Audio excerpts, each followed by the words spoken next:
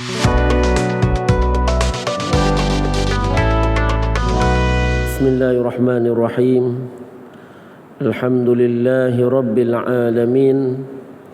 Wa sallallahu ala sayyidina Muhammad wa ala alihi wa sahbihi tayyibin at-tahirin.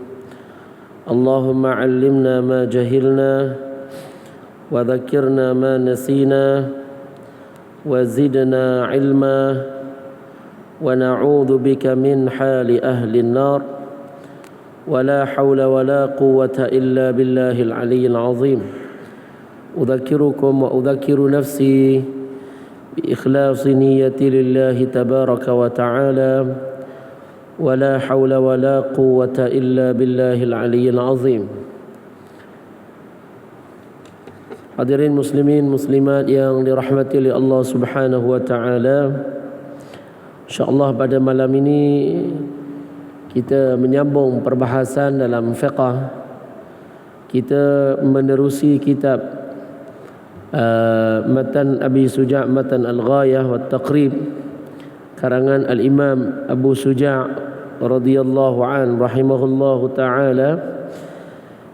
Kita menerusi kitab ini di pengajian yang sebelum ini. Kita membahaskan tentang an-najasat, najis. Kita telah sebut ulama-ulama kita membahagikan najis itu kepada 3 jenis. Ada yang mughalladah, ada yang mutawassitah, dan ada yang mukhaffafah. Mughalladah yang berat. Dan kita telah sebut pada pertemuan sebelum ini bahawa yang dimaksudkan dengan mughalladah itu ialah najis anjing atau khinzir, atau anak yang lahir daripada kedua-duanya. Maknanya khinzir jantan dia buntingkan anjing yang betina, anak dia tu najis mughalladah juga. Atau sebaliknya, misalnya contoh anjing yang jantan dia buntingkan babi yang betina, maka anak dia tu dikira sebagai najis mughalladah juga. Atau salah satu daripada keduanya, misalnya contoh anjing dia buntingkan kambing, maka anak dia tu dia kira kambing betina, maka anak dia dikira sebagai najis mughalladah. Ataupun babi jantan dia buntingkan kambing yang betina, maka dikira sebagai anak dia tu dikira sebagai najis mughalladah. Dan kita telah sebut sebelum ini, kalau dia najis mughalladah dalam mazhab Syafi'i, bulunya, air liurnya, seluruh yang ada padanya dikira sebagai najis mengikut mazhab Syafi'i. Dan tuan-tuan yang dirahmati oleh Allah Ta'ala, pengarang kitab dia telah sebut bagaimana nak hilangkan najis mughalladah. Kalau dia kena pada lantai, kena pada sesuatu, maka ulama kata dibasuh tempat yang kena najis itu dengan 7 kali basuhan. Dan 7 kali basuhan itu disyaratkan satu daripada mana-mana 7 kali basuhan itu basuhan yang bercampur dengan tanah. Erti bercampur dengan tanah ni dicampur dengan tanah sehingga dia keruh, bukan tak sampai jadi keruh, sampai dia keruh. Dan kita boleh letakkan dia pada basuhan pertama yang keruh ni lah. Basuhan yang bercampur dengan tanah ni sama ada pada basuhan pertama, kedua, ketiga, keempat, kelima, mana-mana daripada basuhan yang 7 ini. Kemudian pada pertemuan ini, sebelum ini kita telah sebut ulama memberi mulahadhah, memberi peringatan, al-muzilatu lil aini tu'addu wahidatan. Basuhan yang menghilangkan jirim najis, menghilangkan diri najis, menghilangkan objek najis, walau ta'addadat, walaupun kadang-kadang perlu kepada beberapa kali basuh, so barulah jirim dia hilang, maka baru kita kira satu basuhan daripada 7 kali basuhan tersebut, baru dikira satu basuhan. So dari sudut calculate 7 kali basuhan itu, kadang-kadang ada najis itu dia sekali basuh dia hilang, so dikira 1 kali basuhan, and then tambah 6 lagi. Kadang-kadang 7-6 kali basuh barulah hilang najis, baru hilang objek najis ataupun jirim najis. Dari sudut calculation, dari sudut nak kira, kita kira sekali baru tu. Basuhan yang menghilangkan diri najis, dari 7 basuhan yang kita sebut tadi, itu dikira sekali basuh. So dia kena tambah lagi 6 kali basuhan. Jadi ini tuan-tuan disebut oleh kitab ulama kita tentang najis yang mughalladah. Kemudian juga ada najis yang mukhaffafah. Kita dah sebut bahawa najis yang mukhaffafah itu ialah baulus sabi, kencing kanak-kanak lelaki. Dengan erti kalau sekiranya bukan kencing berak, najis bukan najis mukhaffafah, dia dikira sebagai mutawassitah, maka dibasuh dia mengikut cara dihilangkan najis itu dengan cara mutawassitah, bukan dikira dengan najis bukan dikira sebagai najis mukhaffafah and then cara basuhannya najis mukhaffafah, kerana najis mukhaffafah tu senang je cara basuhannya. Maka najis mukhaffafah ni kencing kanak-kanak lelaki. So kanak-kanak lelaki bukan kanak-kanak perempuan, keluar daripada kata-kata kanak-kanak lelaki, kanak-kanak perempuan. So kanak-kanak perempuan kencing dia dikira mutawassitah, dia macam dikira kencing dia macam orang dewasa. So hukum dia hukum orang dewasa. Di hukum macam mana kita basuh najis mutawassitah, macam itu najis kanak-kanak yang perempuan. Itu kriteria yang kedua yang kita perlu lihat pada piawaian nak menentukan najis tu mukhaffafah. Pertama dia kencing, kedua dia tu kencing kanak-kanak lelaki, yang ketiga dia tak diberi makan kepadanya di atas jalan gizi, di atas jalan nutrisi, melainkan susu, sama ada susu daripada susu badan ibunya ataupun susu tepung tu. Okey, so tak disyaratkan susu badan ibu dia. So kalau sekiranya dia disyaratkan untuk dia tu najis dia tu dikira mukhaffafah, dia hanya diberi makanan secara gizi daripada susu, sama ada susu badan ataupun susu tepung. Baik, kenapa kita sebut atas jalan gizi? Kerana kadang-kadang kita bagi juga makan kepada anak yang lelaki ni, tapi bukan atas jalan gizi, kadang-kadang je. Misal contoh kita tahnik anak, kita letak zabib sikit, kita letak kurma sikit, bukan susu. So itu tidak itu tidak mengeluarkan kencing dia jadi lain daripada itu. Kencing dia jadi mukhaffafah juga. Kadang-kadang kita letakkan di bibir dia nak bagi dia rasa madu katakan. So itu bukan atas jalan gizi, jarang-jarang sekali kita buat kan. Jadi itu masih lagi kencing dia dikira mukhaffafah. Masih lagi dikira kencing yang ringan. Dan satu lagi kriteria dia ialah mestilah kencing kanak-kanak yang lelaki tersebut umur dia masih lagi belum sampai 2 tahun hijriyah, bukan tahun syamsiyah, tahun hijriyah, tahun qamariyah. Maka kalau macam itu dikira kencing dia mukhaffafah. Tapi kalau dia dah umur 2 tahun ke atas maka kencing dia seperti mutawassitah. Ini tuan-tuan. Lepas tu bagaimana cara nak hilangkan dia? Dihilangkan dia birrashil ma'i alaihi. Kita hilangkan jirim najis, kita hilangkan sifat-sifat najis, walaupun dengan hanya renjiskan air dengan tangan kita dekat atas najis. Renjiskan macam tu and then ambil kain lap, so bersih najis mukhaffafah dengan cara macam itu sahaja. Okey.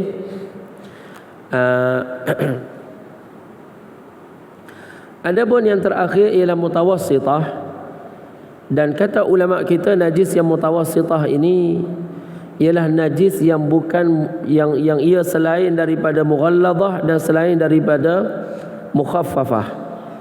Apa dia contoh dia? Seperti kencing yang bukan kencing anak lelaki tadi. Semua kencing yang lain daripada kencing itu dikira sebagai mutawassitah. Ghaid tahi, juga dikira mutawassithah.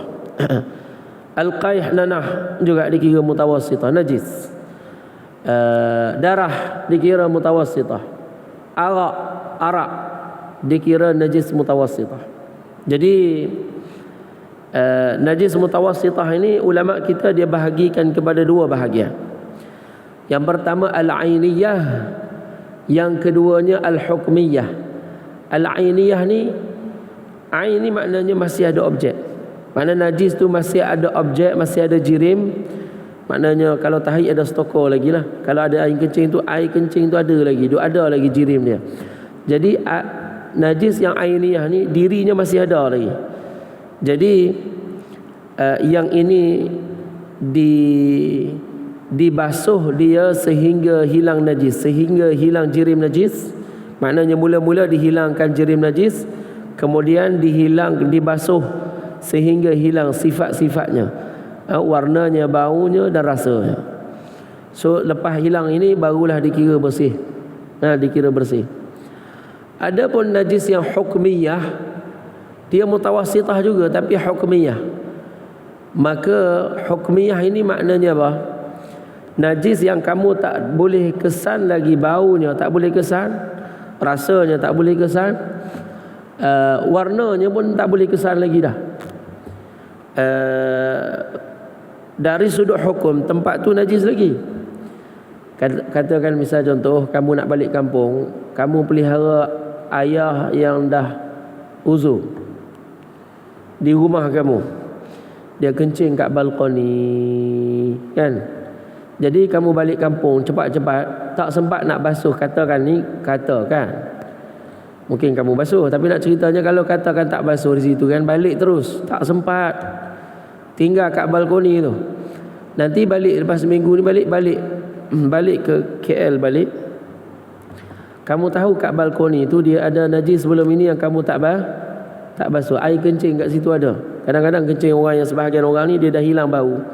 Dan kadang bukan sebab tu juga, sebabnya matahari tu dia terik macam panas sekarang ni, menyebabkan kencing tu kering dan angin datang bawa bau dia pergi.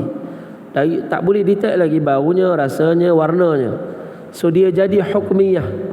Dia mutawassithah tapi hukmiyah. Maknanya tempat tu dari sudut hukum dia najis lagi, tapi kamu dah tak boleh kesan warnanya, baunya dan rasanya. Di sini kata ulama memadai kalau kita lalukan air atasnya, maka dia jadi suci terus. Jadi kalau kita lalukan air sekali dengan jak macam tu, and then kita lapkan, itu dah memadai pada najis hukmiyah. Pada najis hukmiyah. Kalau dia tak basuh pun, itu cukup pada najis hukmiyah. Jadi tuan-tuan, ini yang kita bahas pada pertemuan yang lalu. Saya review supaya tuan-tuan nampak tajuk kita ni tentang najis yang kita bincangkan sebelum ini.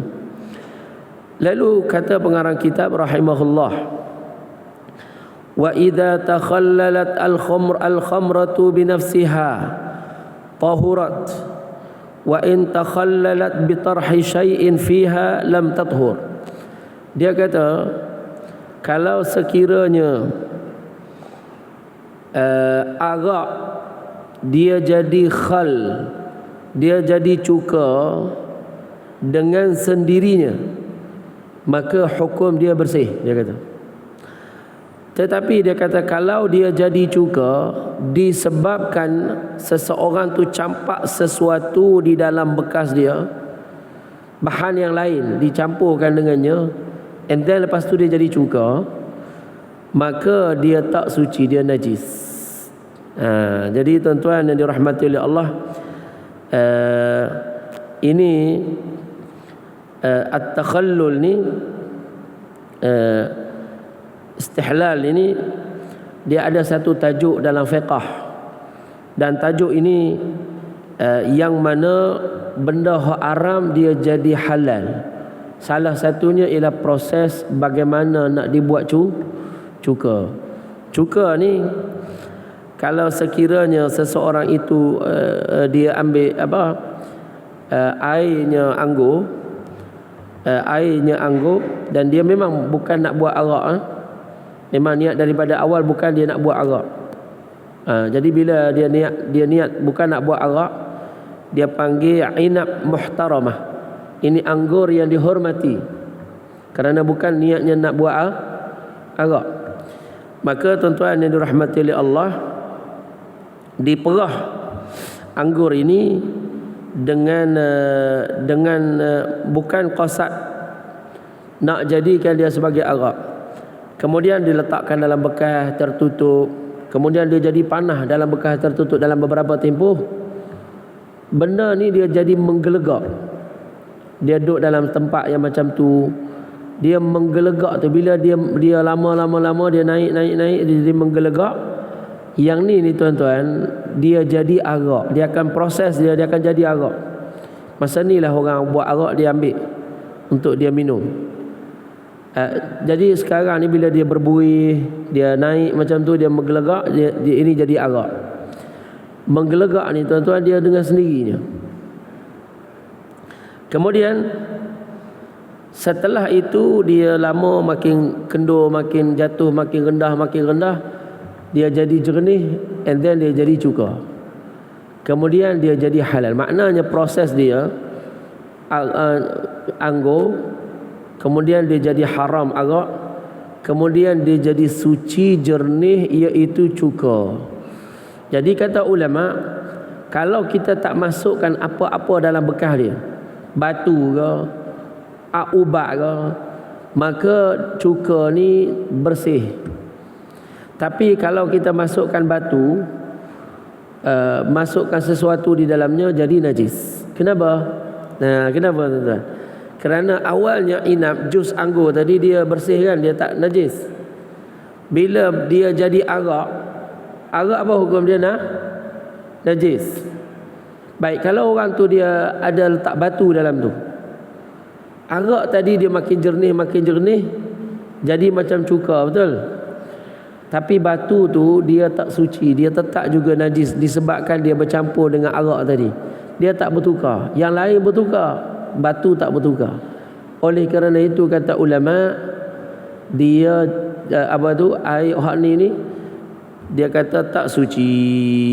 Tak suci. Jadi tuan-tuan yang dirahmati oleh Allah Subhanahu wa taala, ini tajuk ni dia besar ni, dan dia masuk di dalam industri pemakanan juga. Tajuk ni dia masuk dalam industri pemakanan. Dan kadang-kadang ada sebahagian orang yang tak ada takwa, dia pergi ambil babi dan khinzir tu. Dia kata kalau diproses, hilang kekhinzirannya, kononnya lah. Hilang kekhinziran dia dan hilang kebabian dia, sehingga jadi beberapa peratus, kononnya dia jadi suci. And then dia boleh masukkan dia dalam campuran coklat. Dia kata. So ini karut-marut ni. Ini tak ada dalam mazhab Syafi'i. Yang ni rekaan lah. Dia sebenarnya dia ambil daripada dia ambil sikit daripada mazhab Hanafi, tapi salahnya di mana? Mazhab Hanafi tak kata macam tu. Mazhab Hanafi kata kalau sekiranya babi tu ataupun anjing dia berguling dalam garam, diri dia tu jadi garam, hancur dia dalam garam, sebati dia jadi dalam garam, maka dia jadi suci. Tapi dia tak kata garam tu boleh makan. Masalah istilah suci, bila baca kitab ni, jumpa dalam kitab dia kata suci, boleh makan. Nanti dulu, suci dalam istilah fuqaha ni kena beringat dulu. Kadang-kadang suci yang belum lagi boleh makan. Kadang-kadang kita jumpa dalam kitab fiqh, dia kata mani dalam mazhab Syafi'i, dia kata mani tahir. Mani itu suci. Adakah mani itu boleh makan, boleh buat sembahyang? Mana ada boleh buat wuduk? Tak boleh. Tak boleh makan. Dia mustaqzar, satu lagi. Suci tapi mustaqzar. Mustaqzar ni disgusting thing, benda yang menjijikkan, so tak boleh makan. Something yang menjijikkan, haram makan. Walaupun dia suci, hingus, tak najis, disebut dalam fiqh dia tahir. Tahir tu istilah bahawa dia bukan najis je, Tapi bukan maknanya kamu boleh makan campur dia dengan tepung makan. Tak. Itu masalah orang yang moden sekarang ni. Dia jumpa satu perkataan dalam kitab ulama, dia tak mengaji kitab tu. And then dia fikir, bolehlah makan babi, mungkin makan khizir. And then dia buat masuk dalam industri makanan. Dia buat masuk dalam industri coklat dan seumpamanya. Jadi tuan-tuan yang dirahmati, tajuk ni panjang, tajuk istihlal ni panjang. Dan dia ada perbahasan-perbahasan yang detail tentangnya.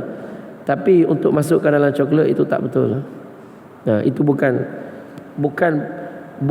hukum fiqh yang murni dalam mana-mana mazhab kita. Setelah kita sebut ini tuan-tuan, saya mula nak berpindah kepada tajuk yang lain dalam kitab ini.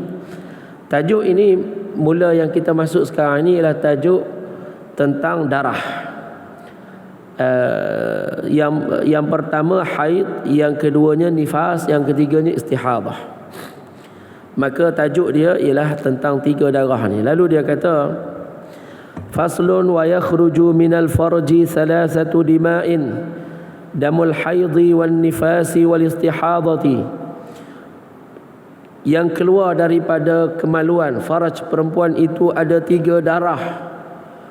Satunya damul haid, darah haid.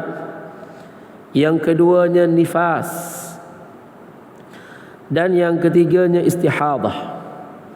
Maka dia pun bagi definisi. Dia kata al-haidu fal-haidu huwa ad-damul khariju minal farjil mar'ati ala sabili sihhati min ghairi sababil wiladah. Kata pengarang kitab, haid ialah darah yang keluar daripada kemaluan perempuan, yakni keluar daripada pangkal rahim perempuan. Ala sabili sihah, atas jalan sihat, atas jalan normal. Min ghairi sababil wiladah, dengan tanpa sebab kelahiran. Jadi kita nak pergi satu-satu apa yang pengarang kitab dia sebut. Darah haid ni ialah darah. Adapun kalau keluar tu bukan darah, misal contoh yang warna putih, barangkali air kencing, barangkali dia keputihan, dia panggil rutubatul faraj, basahan faraj, keputihan faraj. Yang tu kita tak panggil dia haid. Yang keluar yang macam itu kita tak panggil dia haid. Okey? Jadi bila kita sebut haid ni, dia darah. Darah ni keluar min rahimil mar'ati, keluar daripada pangkal rahim perempuan. Maknanya kalau sekiranya darah, kalau dia luka di kaki, perempuan tu dia luka kat kaki, keluar darah, jangan dia kata, oi, keluar darah haid. Itu keluar kot kaki, bukan darah haid. Yang mana keluar darah haid ni? Yang keluar daripada pangkal rahim, baru darah haid. Ala sabilis sihah, atas jalan sihat, atas jalan normal. So kalau orang keluar darah haid ni, dia normal lah. Di sini kalau dia keluar atas jalan tak normal, misal contoh dia keluar atas jalan illah, maka itu bukan haid. Atas jalan illah ni, itu dipanggil dia istihadah. Misal contoh dia dah datang darah sampai 15 hari, 16 datang pula, 17 datang pula. So sepatutnya 16, 17 tu tak datang lah. Bila dia datang lagi, so itu dia atas jalan sakit. Okey? Itu bukan darah haid, itu darah istihadah. Itu darah istihadah. Min ghairi sababil wiladah, dengan tanpa ada sebab kelahiran. Kerana kalau sekiranya keluar darah tapi dengan sebab kelahiran, orang tak panggil darah nifas. Orang tak panggil darah haid, dia panggil darah nifas. Kerana darah nifas ialah darah yang keluar setelah kelahiran baby. Jadi ini makna darah ini makna haid. Jadi kalau sekiranya haid tu berhenti, wajib seseorang itu dia mandi wajib. Bila berhenti, wajib dia mandi wajib. Tapi ketika dia keluar, tak wajib dia mandi wajib. Tak wajib dia mandi wajib ketika keluarnya darah. Bila berhenti baru dia mandi wajib. Sekurang-kurangnya, kata ulama kita, sekurang-kurangnya darah haid ini yaumun wa lailah, sehari dan semalam. Atau dengan kata lain 24 jam keluar. Itu minimum bagi haid. Maksimum bagi haid dan tak ada lebih daripada itu, iaitulah 15 hari. Dan ghalib bagi haid, yakni kebanyakan perempuan, ghalib ni maknanya kebanyakan perempuan dia haid 6 atau 7 hari. Baik. Di sini tuan-tuan, kalau sekiranya seseorang perempuan itu dia keluar darah haid, di sini kena belajar. Orang perempuan haid dia kena catat. Haid anak-anak perempuan, kalau kita ada anak-anak perempuan, tempoh datang haid, terutama yang baru keluar, dia kena catat. Tidak dia jadi orang bengong. Dalam fiqh ni dia panggil mutahayyirah. Mutahayyirah tu perempuan yang bengong, dia tak tahu darah dia benda. Dan dia ada hukum ni, hukum dia tak tahu benda. Sebab tu dalam masalah ni dia kena mengaji. Istilah saya sebut begitu tu istilah fiqh tu, mutahayyirah, kebingungan. Jadi tuan-tuan, dia kena catat bila keluar darah, bila berhenti, bila keluar, bila berhenti. Tiap-tiap hari kena catat, terutama di awal dia datang haid, supaya dia tahu mana haid, mana yang tak haid. Baik, saya beri contoh. Kita katakan seorang perempuan itu hari ini hari pertama keluar darah. Bila keluar darah, maka perempuan ini bila keluar darah, dia terus klaim, oh ini darah ini mungkin darah haid. Maka dia tak solat, dia tak puasa. Dia tak solat dan dia tak puasa. Dia akan klaim bahawa ini darah haid. Dan misal contoh, kalau sekiranya dia keluar misal contoh waktu zuhur, bersambung sampai waktu asar, bersambung sampai waktu isya, bersambung sampai waktu maghrib, bersambung sampai waktu isya, bersambung sampai waktu subuh, bersambung sampai waktu zuhur hari esok. Bukankah itu telah datang secara berterusan 24 jam sehari dan semalam? So darah yang keluar tu kalau dah berhenti dan tak datang lagi, maka itu memang darah haid dah tu. Kerana dia mencapai minimum bagi haid, iaitulah sehari semalam ataupun 24 jam. So itu kita boleh tahu itu darah haid.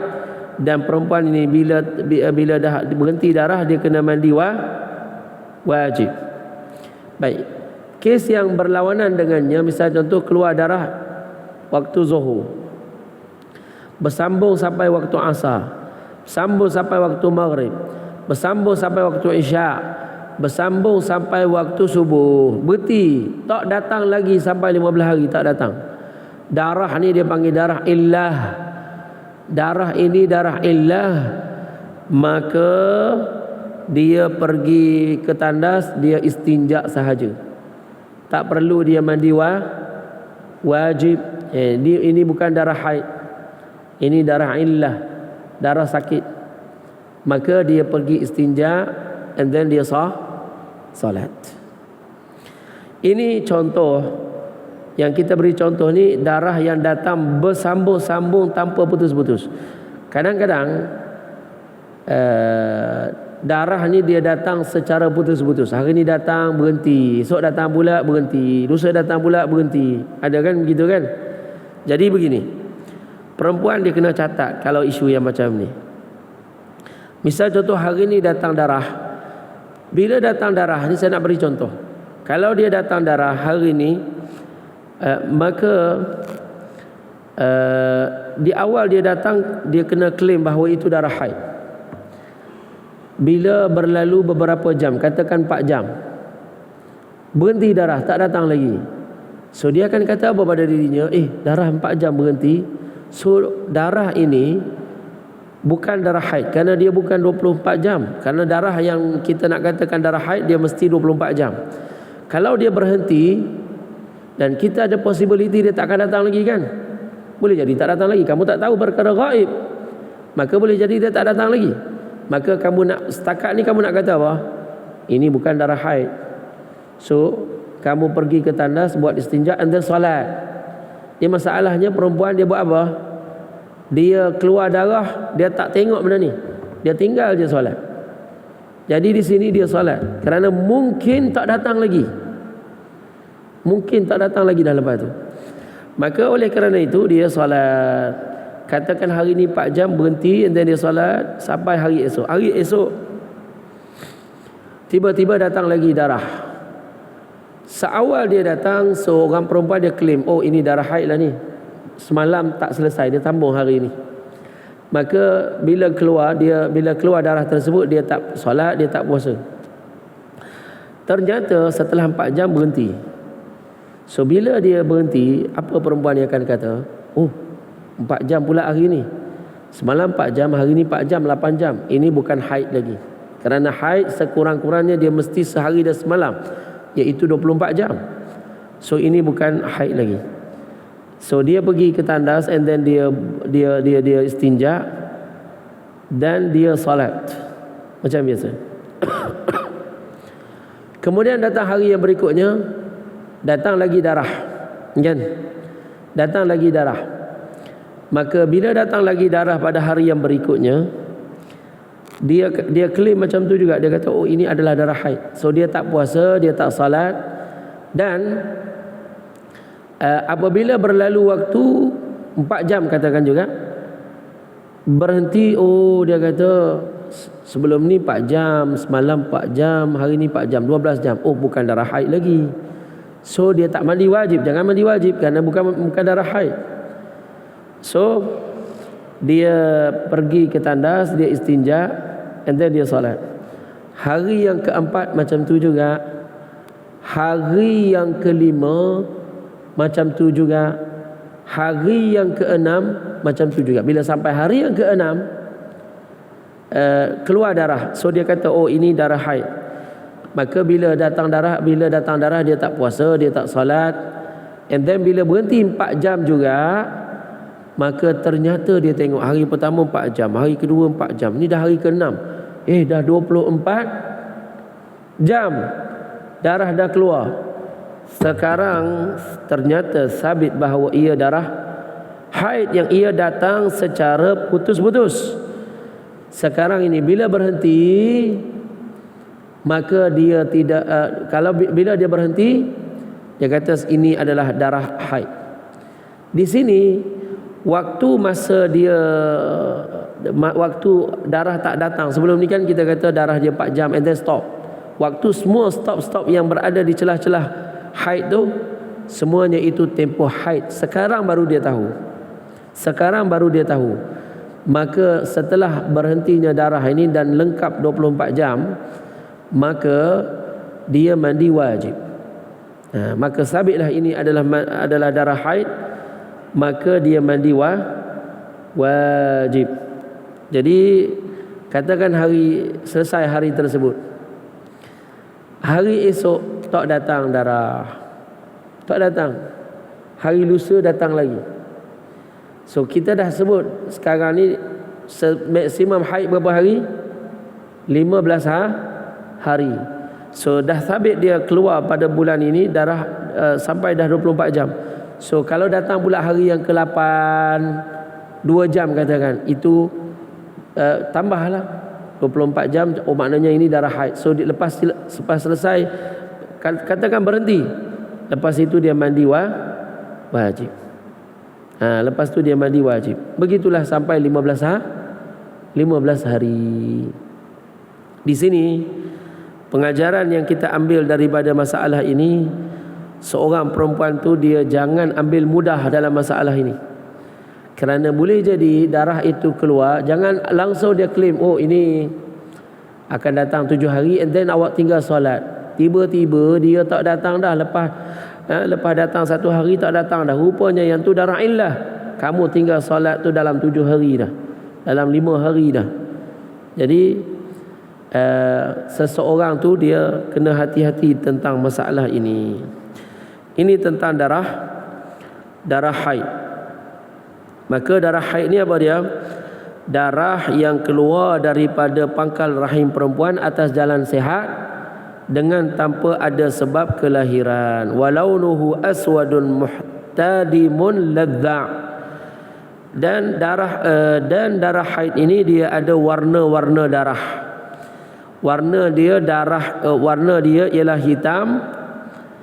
Warna dia sangat merah sehingga nampak kehitam-hitaman. Okey? Sehingga nampak kehitam-hitaman.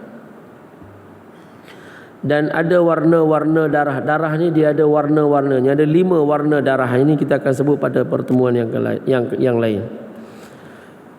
Kemudian kata pengarang kita wan nifas. Dan nifas. Lalu dia kata dan nifas. Nifas ni darah, apa makna nifas? Nifas ialah darah yang keluar daripada pangkal rahim perempuan setelah kosongnya perut ibu daripada anak, setelah kelahiran. Apa makna setelah kelahiran? Maknanya setelah kosongnya perut ibu daripada anak. Itu maknanya. Apa makna setelah kosongnya perut ibu daripada anak? Kadang-kadang dia beranak kembar. Itu bukan maknanya setelah dia lahirkan baby yang pertama, darah yang keluar setelah itu dikira sebagai nifas. Tak. Setelah baby kedua keluar, semua baby keluar, kosong perut ibu daripada anak, walaupun anak dia kembar, maka setelah itu darah yang keluar setelah itu dikira sebagai nifas. Bukan sebelumnya dan bukan semasa dia melahirkan anak. Semasa lahirkan anak itu bukan darah nifas, tidak. Sebelum lahirkan anak itu bukan darah nifas. Itu dipanggil darah illah. Dia pergi ke tandas and then dia istinja and then dia solat. Sebelum dia lahirkan anak kan keluar darah darah ketuban sikit, dia pergi ke tandas and then dia istinja dan dia solat. Itu bukan darah nifas. Itu bukan darah nifas. Darah nifas ialah darah yang keluar setelah kosong perut ibu daripada anak. Setelah kosong perut ibu daripada anak, barulah kita panggil darah itu dengan darah nifas.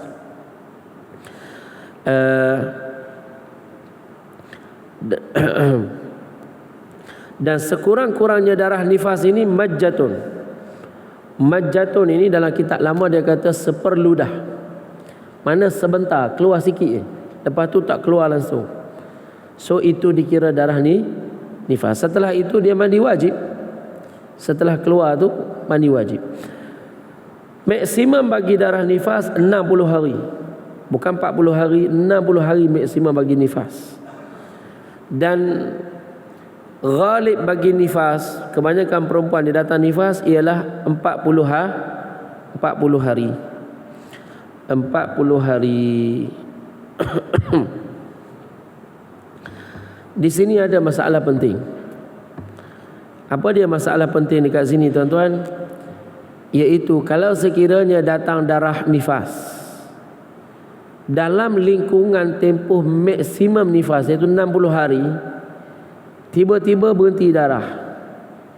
Okeylah, berhenti darah, dia mandi wajib, darah stop kan. Tapi ternyata dalam lingkungan 60 tahun ni datang kali kedua darah. Okey, biasa tak datang darah. Sekarang ni dalam 60 hari ni dia datang kali kedua. Baik, darah yang kedua ni nak dihukumkan apa? Dia darah nifas ke dia darah haid? Darah yang kedua dalam lingkungan 60 hari. Di sini ulama kita dia kata, kamu tengok tempoh stop darah tadi, katakan darah tu dia keluar darah haid, dia keluar setelah dia lahirkan baby 30 hari. Kemudian stop darah. Tengok daripada stop darah tu dengan datang darah yang baru dalam lingkungan 60 hari. Okey. Berlalu tempoh 15 hari ke tidak? Kalau berlalu tempoh 15 hari datang darah yang kedua, darah yang kedua tu haid. Tapi kalau sekiranya tak sampai 15 hari, katakan 10 hari and then datang darah kedua, itu kita panggil darah nifas lagi. So still lagi dia berada lagi dalam darah nifas. macam ini kita evaluate darah yang kedua, macam ini kita nilai darah yang kedua, yang dia datang dalam lingkungan 60 hari. 60 hari. Kemudian tuan-tuan yang dirahmati oleh Allah Subhanahu wa taala, ada satu namanya al-wiladah. Wiladah ni maknanya kelahiran baby. Dan dia menyebabkan seseorang tu wajib mandi, ya. Wiladah namanya. Wiladah ni bukan darah wiladah. Tak ada nama yang kita sebut sebagai darah wiladah. So wiladah ni bukan darah. Wiladah ni ia adalah kelahiran baby. Perempuan itu dia lahirkan baby.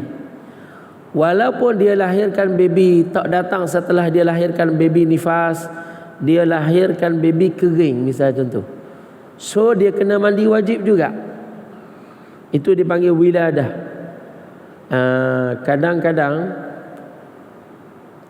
Kadang-kadang tuan-tuan, ada sebahagian perempuan yang disebut dalam sejarah Kurdish, orang perempuan Kurdish, dia kuat. Kalau dia lahirkan baby biasanya kering, tak ada nifas.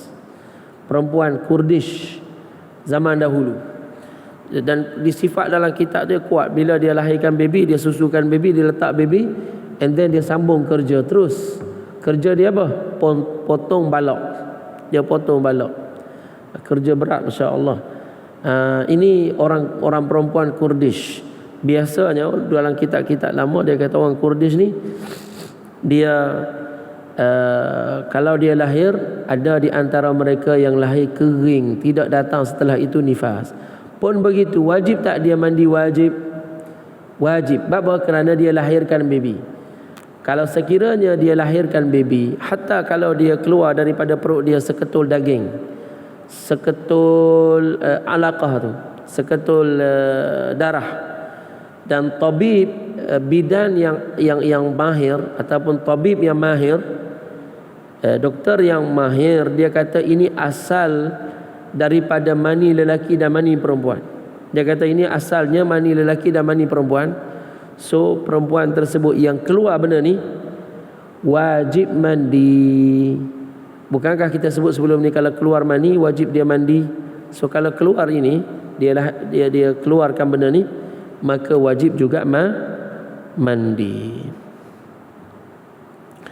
Kemudian tuan-tuan yang dirahmati oleh Allah Subhanahu wa taala, kata pengarang kitab rahimahullahu taala, wal istihadatu wa huwa ad-dammul khariju fi ghairi ayyamil haid wan nifas. Adapun darah istihadah yang kita sebut darah sakit, darah yang keluar daripada perempuan, daripada rahim perempuan, bukan pada hari-hari haid dan bukan pada hari-hari nifas. Jadi darah yang datang setelah itu, setelah hari yang ke-16, 17, itu darah istihadah, bukan darah haid.